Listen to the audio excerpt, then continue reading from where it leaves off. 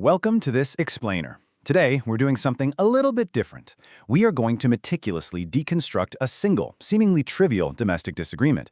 You might be wondering, why focus on something so small? Well, because putting a microscope on a tiny, everyday interaction is honestly one of the best ways to reveal the highly effective, entirely hidden mechanics of covert psychological dynamics.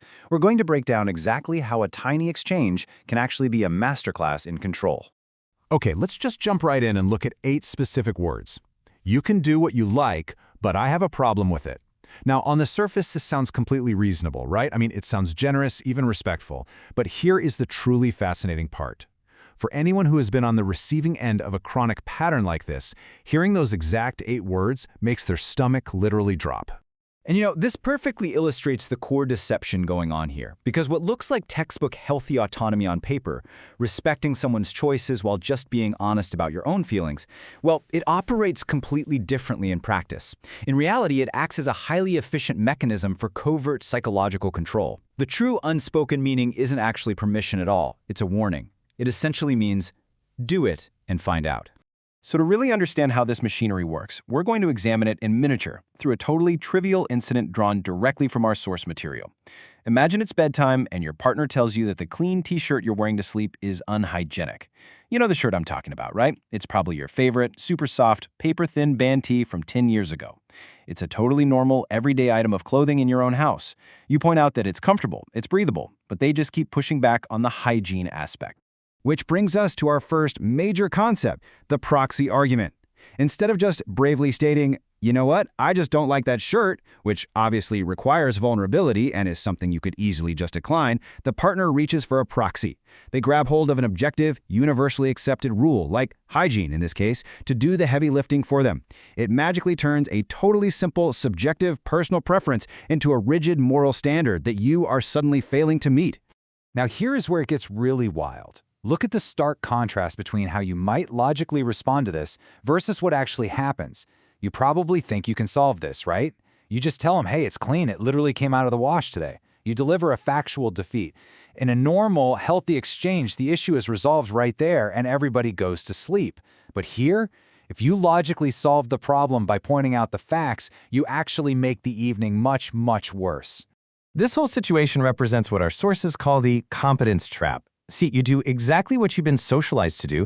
You treat the stated problem as the real problem, you fix the issue, and you present the factual evidence. But by doing this, you defeat their proxy. And since they can't argue with the facts of the laundry, this triggers a massive escalation instead of a resolution. The partner retreats into an emotional bunker. In this specific dynamic, your correctness isn't a solution. It actually becomes a provocation.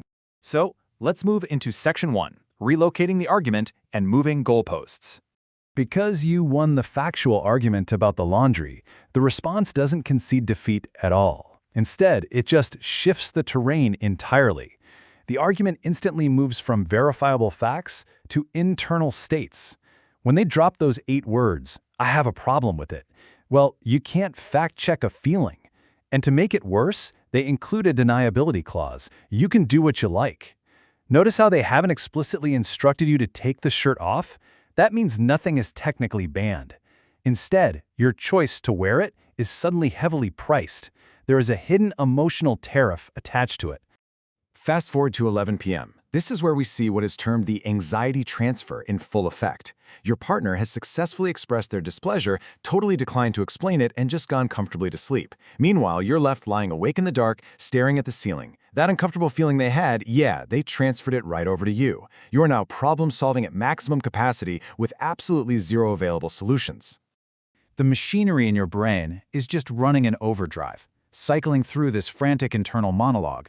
You are hardwired to resolve conflict with the people you are bonded to, but you've been totally denied any path to actually fixing it. So you're left wondering, is tomorrow ruined if I don't take this off? Is this argument even about the t-shirt at all? You are literally holding their anxiety for them. And ultimately, you hit a breaking point. You ask yourself, am I making a big deal out of nothing? You take this weapon and you turn it right on yourself, concluding that you must just be overreacting. This brilliantly illustrates how the dynamic isolates you. It slowly builds that exhausting, hypervigilant feeling of walking on eggshells in your own home, brick by brick, night after night. Which brings us to Section 2, the strategy of small things. Now, you're probably wondering, why in the world would anyone deploy such complex, covert tactics over a sleep t-shirt? Well, the crucial takeaway here is that the triviality isn't just some random side note. It is the weapon itself. It works precisely because it's trivial. First off, it completely isolates you because it's unreportable. I mean, you can't exactly go complain to your friends that your partner sighed at your laundry, right? Second, it bypasses your resistance budget. You rationally concede the small stuff because it's just not worth a huge fight. And third, it so cheaply establishes a very dangerous core principle, that their comfort will always outrank yours. Now, let's take a quick step back here, just to be totally objective. One single exchange like this proves absolutely nothing. We all get tired. We all use proxy arguments occasionally when we're stressed. Realizing you were being silly and apologizing 10 minutes later is completely normal human behavior. What we're analyzing in this explainer is a relentless pattern over years and years, over dozens of tiny objects, where the goalposts are constantly moving and accountability sits squarely at zero. So, what can we actually do about this? Let's move to Section 3, How to Hold the Line, focusing on a practical toolkit. How do you actually handle this at 11:30 at night, without just caving and spending your own boundaries? Well, disarming the pattern starts with 3 very specific steps. First, stop defending the object. You already proved the shirt is clean. The factual case is closed, so stop talking about laundry. Second, take their permission literally. Just reply cheerfully with, "Thanks, love." If you take their surface text exactly at face value, there is absolutely no subtext left for their passive aggression to grip onto. And third, close the exit door by calmly asking for the real reason, but only once. Treat it like a puzzle to solve, which cleanly closes off their proxy excuse. The final part of this toolkit requires some serious discipline. Do not chase them.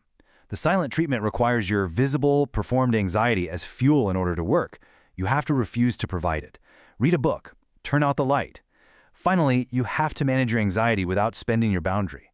You must firmly separate your guilt from your anxiety so you can learn to self-soothe, instead of just rushing to take the shirt off to regulate their mood for them. So, what's the big takeaway from all of this? Those 8 seemingly innocent words, "You can do what you like, but I have a problem with it," actually drop the mask completely. They reveal the exact unspoken terms of this covert dynamic.